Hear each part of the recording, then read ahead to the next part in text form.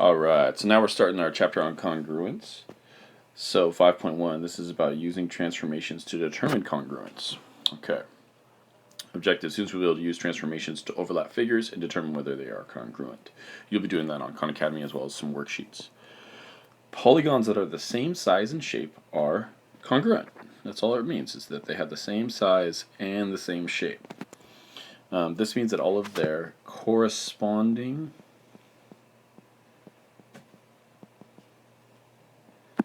parts are, I'm just going to use the symbol there, congruent. So what do I mean by corresponding? Well, like this corner down here matches with this corner down here. They're corresponding, and so they're congruent. So example 1 here says, congruent figures can undergo some transformations and maintain their congruence. So which transformations below maintain their congruence? So a translation is just like a slide. You can see here that we don't change the size or shape, therefore this one maintains its congruence. I'm just going to put the congruent symbol. The next one is rotation. So the rotation just kind of spins it around a point. So as we spin this thing, as we rotate it, we're not really changing the size or shape at all. So this one also maintains congruence.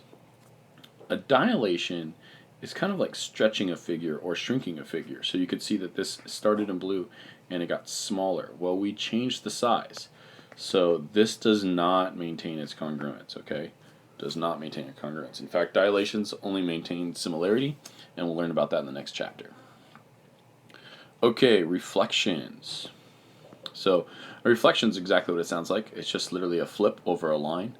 You could also reflect something over a point, but I don't think we're going to be doing that too much. So mainly we're just going to be dealing with reflecting something over a line. And that's, yeah, it's just like, looking in the mirror. That's a reflection. And so that doesn't change the size or shape, so that maintains its congruence. Okay, so let's play with these 3 transformations. Like I said, these 3 are the ones that maintain congruence, so we're going to talk about these 3. This one does not, so we're not going to talk about this one until the next chapter. Alright, so translations. So computers are used to create animation. The graph shows repeated translations that result in the animation of a star. So this star is moving across this graph here. So it says find the translation that moves star 1 to star 2. So star 1 to star 2. Well, how does star 1 move to star 2? Let's zoom in and look at it. It looks like, if I was to say this is like its starting point and this is its ending point, doesn't it look like it goes up 2 and over 2, right? So we could say it went up 2 and over 2, both in the positive direction. So the way we would write that is we use these little arrows, and we would say, well, it moved positive 2 to the right. We would put our x coordinate, and we would say, and it also moved a positive 2 to the up direction, or in the y direction. And so there's our first transformation. That's all you do. You just use these little things to denote that you're saying, hey, it moved in that direction. If it went to the left, this would be negative, and if it went down, this would be negative. But it didn't do that. It went up and to the right, so these are both positive. Alright, so now you're going to go from star 4 to 5. I want you guys to try this one on your own first. I'd pause the video, just try it, and then I'll put the correct answer up there in just a second. Okay, so hopefully you saw from 4 to 5, it just went over 3 units. That's all it did. So you would say that it moved to the right 3, and it didn't go up or down at all, so the y value would just be 0. That's all there is to it. Pretty simple. Okay, let's go on to the next page. Alright, next up is rotations. So example 3 says, triangle ABC has vertices A23, B63, and C55.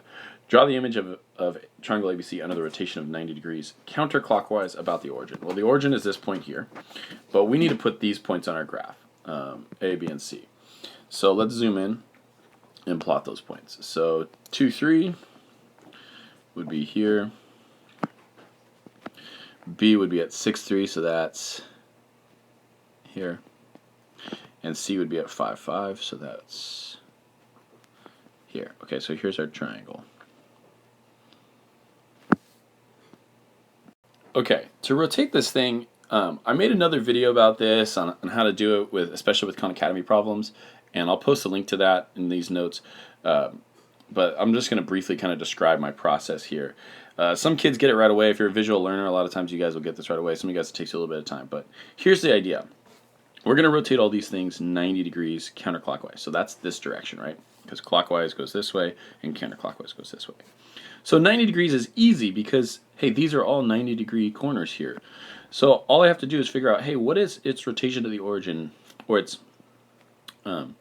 position in respect to the origin now, and how would that look if I rotated that 90 degrees? So look, this is over 2 up 3. Okay, it makes like a little L, over 2 up 3. Well, if I was to rotate this L, it would be up 2 back 3. Okay, see, I'm rotating at 90 degrees, so it's gonna be up 2 back 3. So this is where A would end up, and we'd call that A prime because it's the transformation of A, right? It started here and it moved to here. That's the rotation about the origin. You can kind of think of it like this. There's like a line right here that goes from the origin to A, and if you were to rotate that line 90 degrees, it would be right here. But I like to make little L's. It just helps me, and I've seen that it helps a lot of students. So again, if this is confusing to you, I would check the other video that I made on transformations that I'll be posted to these notes. Okay, let's look at B. So B is over 6 and up 3. So if I was to rotate that L, it'd be up 6 and back 3. So be right here. And then C finally, C is over 5, up 5. So if I was to rotate that L, it would be up 5, back 5. So it'd be right there. And so now we can see that this triangle, of course my drawings, Mr. Rowe drawings aren't exactly great, but you can see that this triangle is congruent to this triangle. They're the same triangle, it's just been rotated about the origin. And again, the origin is this point right here in the center. Okay, so that's just an example of a rotation. You're going to be doing this on computers for the most part. So it is a little tricky sometimes to figure out what points they end up with. And that's why I recommend the L trick. Again, something I go into more detail in the other video. All right, last one, reflections. So it says quadrilateral KLMN has the vertices, and it gives you the vertices there. Graph KLM and its image under the given reflection, then compare the coordinates of each vertice with its reflection. Okay, so here's what we're going to do first. First, again, we're just going to plot these points. Simple enough, right? So K is at 2, -4. So here's K. L is at -1, 3. M is at -4, 2. And N is at -3, -4. Okay, so here's this figure, KLMN. Okay, and they want us to reflect this thing around the x-axis. Okay, well here's the x-axis. All that means is that all these points are just going to reflect across the x-axis. So for example, M is 2 above the x-axis. It's just going to go 2 below. That's it. So there's M prime. L is 3 above, so in the same line, I'm just going to go 3 down. And there's L prime. N is 4 down, so in the same line I'm going to go up 4. And K is over here on the positive side, but it's 4 down, so I'm going to go up 4.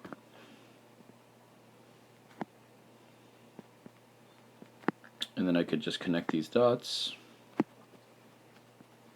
And there you go. We have reflected that image across the x-axis. I want you guys on your own now to do the same thing but reflecting it across the y-axis. So you're going to need to plot these 4 points again and then reflect it across the y-axis. Again, you're going to want to pause the video, try this on your own, and then check back to see that you did it correctly. Go ahead and try that. Okay, so I just plotted K, L, M, N, and I reflected over the y-axis. Remember that this is the y-axis. And so, for example, L was up here and it was to the left one, so I just reflected it to the right one. Same thing with M, N, and K. Only K was on this side, so I had to reflect it the other way. Alright? Okay, last little part in these notes I want to talk about is this little saying that you'll see. It's actually a reason in proof sometimes, but it's CPCTC. So let's just talk about what that stands for. And it's corresponding parts of congruent triangles. So if you know the triangles are congruent, then their corresponding parts are also congruent. Okay, it seems kind of obvious. All they're really saying here is, hey, if you know these two triangles are congruent, then you can match up all their parts. That's all this is saying.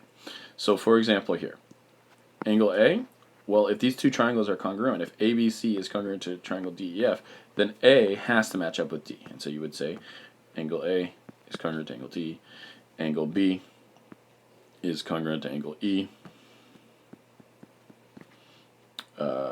angle C is obviously congruent to angle F. Line segment AB has to be congruent with line segment DE.